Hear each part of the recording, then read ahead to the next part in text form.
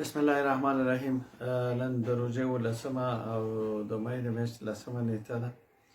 2020 کال، او بالاخره تصمیم ونیول شو چې پیغمبر علیه السلام د مدینې په لور حرکت وکړي. هماغه چې یو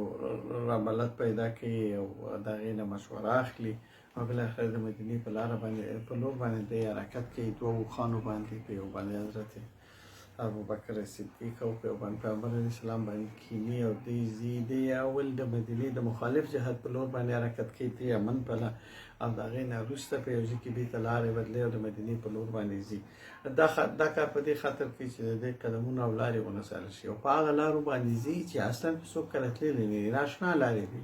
خو منزل مقصود ته اشنا لارې دي. په هغه لارو باندې ځي په کوم یو باندې چې دی خپل هدف او موخې ته رسېږي. حضرت ابوبکر روایت کوي چې موږ به داسې مزلونه وکړو، اوږده مزلونه چې ټوله شپه موږ مزل وکړو، د ورځې هم ټکنده غرمه وه، او موږ پر لاره کې څوک نه ښکاره کېدی، د سوزانې دښتې وې، او سعودي خو تاسو ته معلومات دی چې ټول وچ دی او شګې دي، ګرمي ده، او د ګرمۍ د درجه بیخي ډېره زیاته لوړه وي. هماغه یې وي چې یو وخت کې ګورو چې ډېر یو غټ مخې ته راځي او ځان د دې ګټ سوري ته رسوو، او هملته یو شی بده مه کوو. پیغمبر علیه السلام ته زه یو پوستین خوروم او هغه په هغې باندې ډډه اچوي، استراحت کوي. یو څه وخت بعد ګورمه چې یو آرامه هم هڅه کوي چې دغې ګټ سوري ته ځان راورسوي او دمه شي. څه وخت چې شپون راځي ما ورته ویلې چې مېږې م لشلي دي،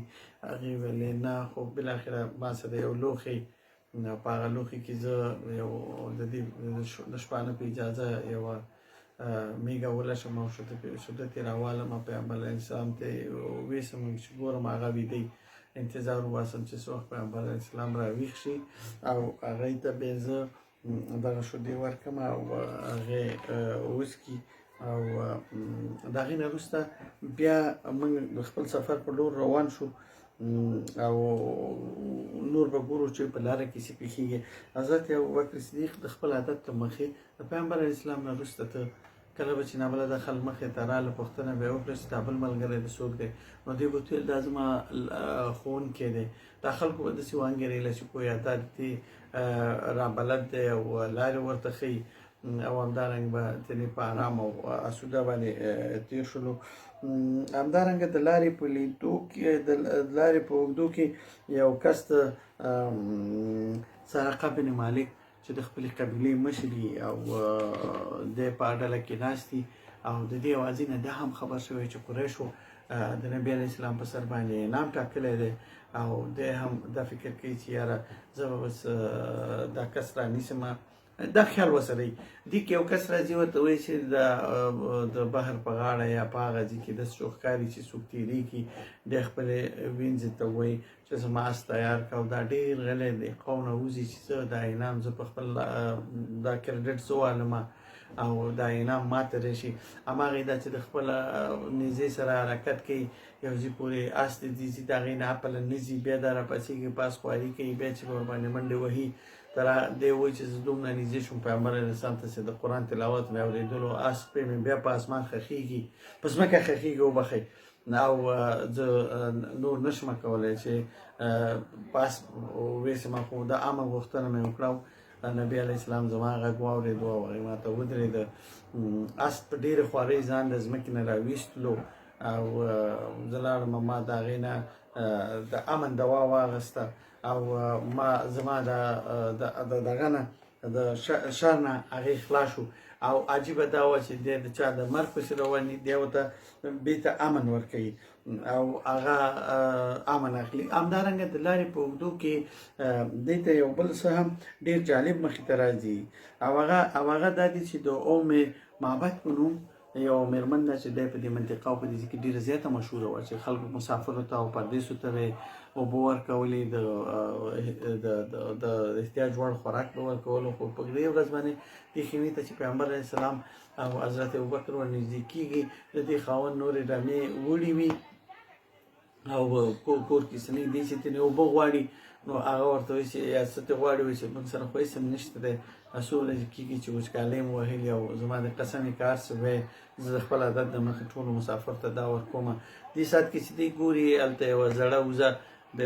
میخ پورې تړل شوي او مرګي پورې تړل شوي. نو پیغمبر علیه السلام ورته وایي چې دا وزه هغه ورته وایي چې دی خو د ډېر د کمزورۍ د لاسه ودرېدی نه شي او هغه خاوند چې مې رمه وړله دا ورسره د ډېرې کمزورۍ د وجې لار لرله. پیغمبر علیه السلام ته اجازه اخلي او ورته وایي که ستا اجازه یې موږ به وله شو. بسم الله چې ته دا شوده درکوي زه به رانه کوم. هماغه چې پیغمبر علیه السلام ته بسم الله وایي او د هغې وزه ودرېږي او غولانځه یې ډکېږي. پیغمبر علیه السلام یې ځان ته مله شي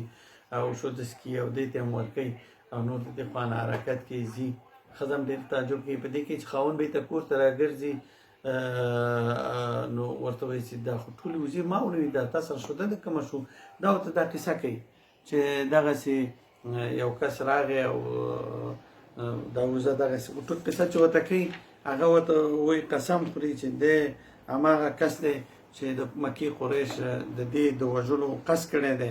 او دا رښتیا هم ډېر نیکمرغه او مسعود انسان دی. موږ باید هر رقم چې کېږي په دې باندې ایمان راوړو. زما سوګند دی چې د هرې لارې پیدا کړم زه به په دې باندې ایمان راوړم او د پیغمبرۍ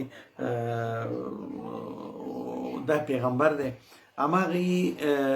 بله واقعه چې دې مخې ته راځي د لارې په اوږدو کې د ابو بریده په نوم باندې یو کس سره مخ کېږي چې هغه هم د خپل قوم مشر دي او هغې هم دا قصد کړی چې زه به وځم او په دې لاره کې چې ته پیغمبر علیه السلام راځي زه به دا نیسم او دا به قریش ته ورکوم او د دې نه به زه دا انعام به زه اخلم. هماغې چې دې پیغمبر سره مخ کېږي او د جنګ په ځای په ایمان راوړي سره د 80 کسانو او هغې ته امن ورکوي او خپل هغه د امن بیرغونه ورسره جګوي. او د دې نه وروسته بله واقعه هغه دا ده چې د عجیبه دا ده چې د لارې په اوږدو کې دی د زبیر د قافلې سره مخ کېږي چې دی د شام نه راځي او زبیر قافلو سره مخ کېږي او هغې هم تجارتي کاروان دي. هغې په پیغمبر علیه السلام باندې ایمان راوړي او هغې ته پیغمبر علیه السلام او ابوبکر صدیق ته جامې ورکوي او هغې ته ډالۍ ورکوي. سلام علیکم تر بیا ښې چارې.